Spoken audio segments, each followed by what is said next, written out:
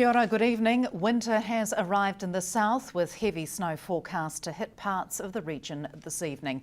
The wintry weather was already taking a toll on the roads this morning with a single vehicle crash on West Plains School Road in Invercargill at around 11:30, believed to be caused by weather. The two occupants were taken to hospital as a precautionary measure after their vehicle lost control in a patch of isolated sleet. Met Service issued a heavy snow warning for Clutha, Southland and the east of Fiordland and the fjords south of Doubtful Sound. Snow was expected to lower to about 200 metres this afternoon. According to the forecast, 20 to 40 centimetres of snow may accumulate above 400 metres and lesser amounts to sea level in the 24 hours to noon tomorrow. 45 degrees south Weather Service meteorologist Andy Fraser says it's not uncommon for the south to see snow at this time of year. Suspicious fires were lit at two Invercargill schools over the weekend, with the police and the fire service investigating. The fires at Newfield Park School and the Southland Girls High School had the potential to be a lot worse. Sarah Bedford spoke to Invercargill Fire Service Fire Specialist Investigator Paul Glanville.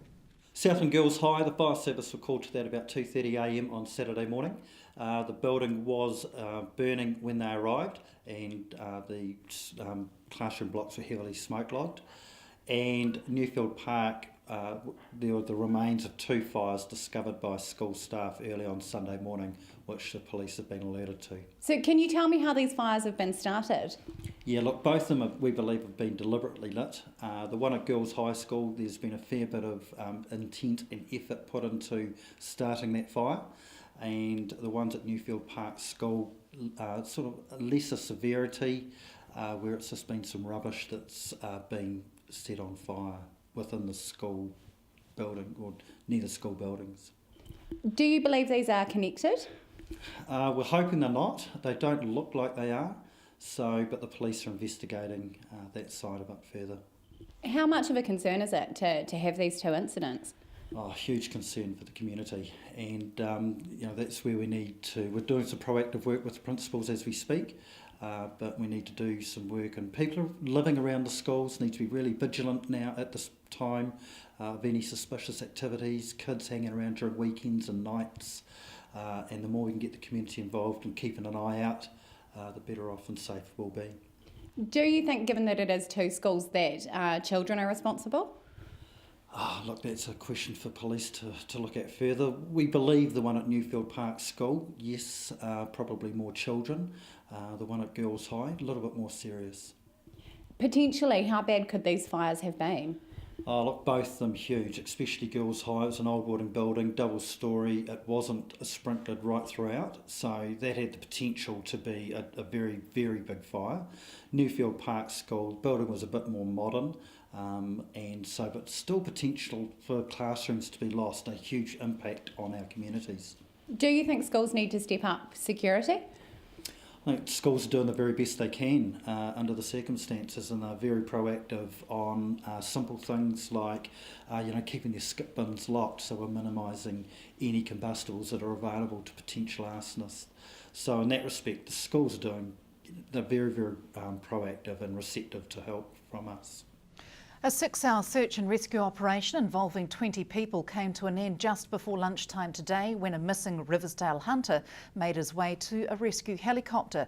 A search and rescue operation was launched at 5 a.m. this morning after it was reported the 38-year-old man was overdue from a day hunting trip north of Waikaia.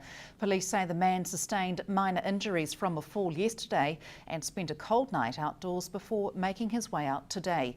Gore Police Senior Sergeant Richard McPhails says the incident is a reminder to those hunting alone to leave correct intentions, clear hunting locations, check weather forecasts and use a beacon.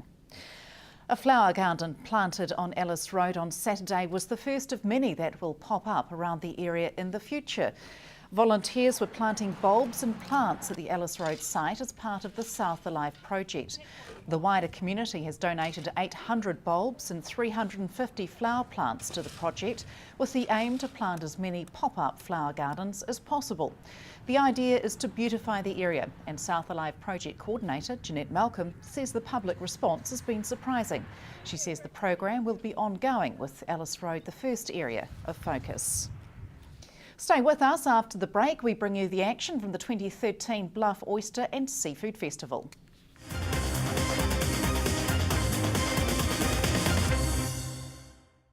Welcome back. There was something for everyone in Bluff on Saturday as the annual Bluff Oyster and Food Festival got underway with a sellout crowd enjoying live entertainment and plenty of Bluff oysters. A huge crowd of 5,000 attended the annual Bluff Oyster and Food Festival held in the town on Saturday. Over 30,000 Bluff oysters were on hand and the Bluff delicacy rated highly for these couples from Auckland. It was a bucket list thing. And have you enjoyed the day so far? Absolutely. Amazing, yeah, beautiful, really nice. What's your favourite so far? The raw oysters for sure, yeah, has to be. And visitors from Central Otago also rated oysters above all other fare. Love the raw oyster, yes. First time I've tried kinner today and I'm not so sure that that's top of my list, but definitely the raw oysters are just superb. The oysters, the fashion show was great and the band's pretty good too. Over 1,500 dozen oysters were served and proved so popular, stallholders had trouble keeping up with supply. Oh, well, I think we've topped last year's already about 1,500 dozen, so I think they're actually waiting back to Invercargill to get some more now. An estimated 60% of festival goers come from outside the province, and this year Americans, Japanese and Australians helped make it a truly international event which involves the whole town. We've got a market day in the main street, we've got helicopter rides, I mean the whole town gets right in behind it, and it's not just Bluff that has the boomer time from this festival but the entire Southland region. There was plenty of preparation ahead of this year's festival and lessons learned from previous years. We've allowed about 400 items of each of our foods and it's looking pretty good so far. Certainly busy and good crowd, good weather, it is good. Indoors, the Bluff Drama Club provided entertainment ahead of the men's oyster opening competition, which was taken out by Jimmy Ryan of Bluff. Oyster opening was followed by more oyster eating. Go Girls actor George Mason of Invercargill, who won the celebrity oyster eating competition, was eager to get sampling ahead of the event.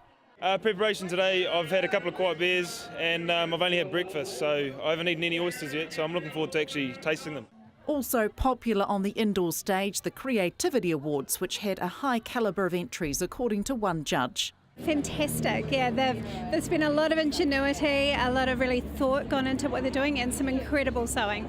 So a little bit disappointing with the adult category though. Yeah, I would have loved to have seen a lot more entries. We had 4 this year and they did a fantastic job, but I would have loved to have seen more. The Supreme Award was taken out by Suzanne Gillies for her creation, The Godfather and Son. The organising committee works to fine-tune the event between festivals to make a better experience for guests, a formula that's proved a success again this year. Margot Southland, South Today News. Plans are being made for a proposed bylaw to be introduced in Invercargill to set controls around the currently unregulated tattoo and piercing industries. Invercargill City Council Health Manager John Youngson says the tattoo, piercings and sunbed industries were recently identified as needing specific regulations outside guidelines already set by the Ministry of Health. He says operators aren't currently audited and unhygienic practices may go unreported. Age restrictions are also unregulated for piercings and tattoos in the city. Mr Youngson says it's expected it could take up to a year to implement a bylaw. Safe practice and promotion will take place in the interim. Dozens of Southlanders have been recognised for their contribution and commitment to St John and the community. Around 300 people from around the South attended the St John Southland District Awards ceremony at the Ascot Park Hotel on Friday night. Cadets from Bluff, Hokanui and Invercargill took part in the youth enrolment ceremony, followed by service awards for St John's members. Among the award recipients, Jean Hawkes, who is Southland's longest serving St John's member. She was awarded the Laurel Leaf and a certificate for 62 years of service. Her service stems from always wanting a career in medicine. I really hoped that I could be a doctor, but this wasn't going to happen because Mum was living on her own and money was tight. So how did the link come to St John's? It's a long story, but I'll try and keep it short. My mum had a friend who was training in a team for St John competitions and they wanted somebody different for a patient, so guess who? And where did that lead to for you? the rest of my life being in St John. So you've been volunteering for how many years? Well over 60. And some of the people that you've saved have also gone on to work in medicine. Yes, a very dear friend is a doctor in Auckland, and another one is a senior nurse in Dunedin, and a third one is a tutor in Wellington Hospital.